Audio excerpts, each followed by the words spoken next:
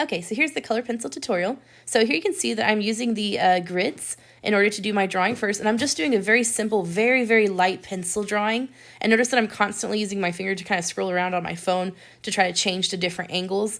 That's because I want to make sure that I'm drawing one box at a time. On some of these parts, especially with the complicated parts, I'm looking at like 4 boxes at once so that I can kind of tell where they're overlapping. But it's really important that when you go to do a color pencil drawing, that you have a very accurate drawing first before you start coloring. If your drawing is off, then your coloring is going to also be off. So very important to make sure that your drawing is as accurate as you can get it. So here I've lightly sketched it in. Now I'm going to go in with my color pencil. Notice the colors that I'm using. It does not seem totally natural, but as I zoomed in on that picture, those are the colors that I saw, so therefore those are the ones that I used. I'm also doing what we call a kind of like a underlaying color, I think is what we call it.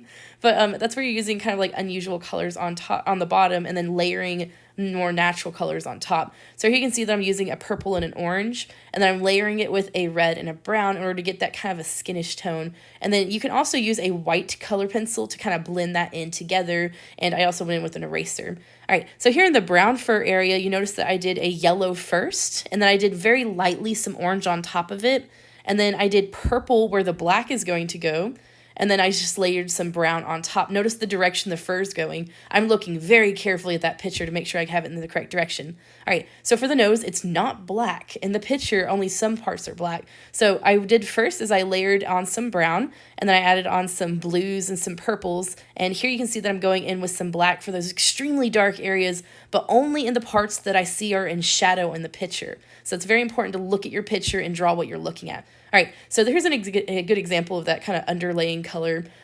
Sorry, my camera skipped in that particular part. But here you can see a lot of yellows and purples. These are complementary colors, especially if you have a neutral color like brown. If you put some complementaries underneath it, it's going to really push it out.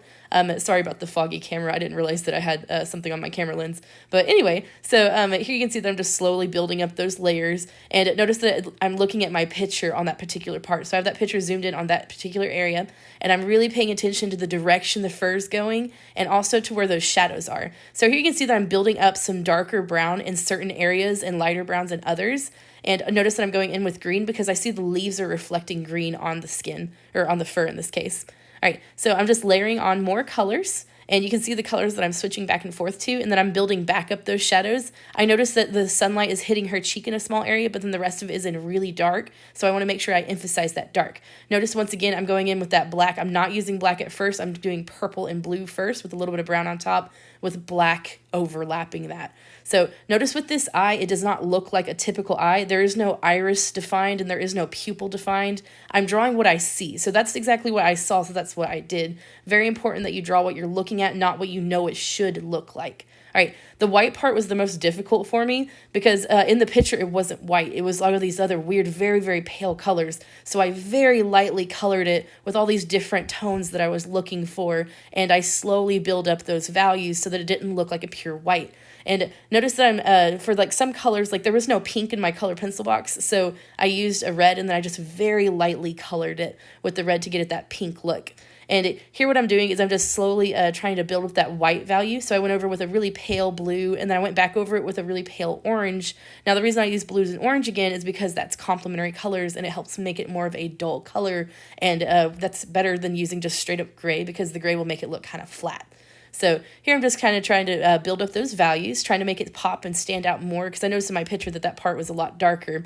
And if you'll notice that there's whiskers on the picture that I have that are exposed, what I did is I just used a sharp edge. I used I think it was like a cap of a pen, and then I just pressed really hard into my paper with the pen cap in those lines there where I wanted the whiskers. And you can see that even though I didn't use a white color pencil or anything, those whiskers are visible. That's just a technique that you can use if you know for sure that you want that part white.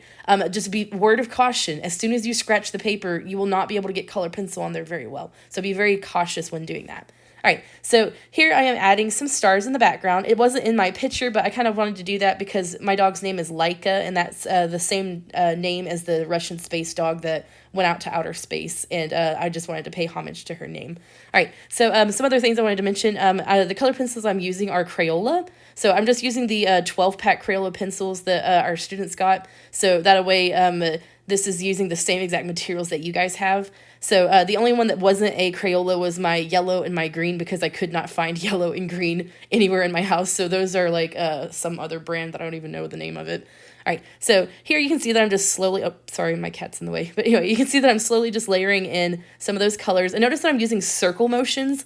I try not to scribble too much. I'm just kind of using like really small circly shapes whenever I'm trying to fill in that area. That makes it look a lot less messy, and it makes it look a lot smoother. All right, so here I'm just adding on some darker colors on top of the lighter colors, and then just slowly building up that value. All right, so I'm getting pretty close to being done with this piece. Something that I might not have mentioned is that I did use my eraser once I got to the color pencil part and erase some of my pencil lines. And I did use my finger to kind of smudge in some of the color pencil areas. My advice, don't use your finger until like getting close to the last step, because the oils on your finger will mess it up. If not, just use a tissue, and that can help out a little bit. All right, so I just cut off my edges and I am done. So here you can see where those whiskers where I scratched the paper really stand out, and that looks pretty neat, I think. And you can see all those different colors, so you can see some of those greens and purples and oranges and reds and blues that you wouldn't typically think would be there, but the reason that they're there is because I saw them in the picture. So make sure that you zoom in really close and really pay attention to what you're looking at. Something that I didn't mention, but I think it's probably pretty darn important to mention, is that if you want anything white, you have to leave it the white of the paper.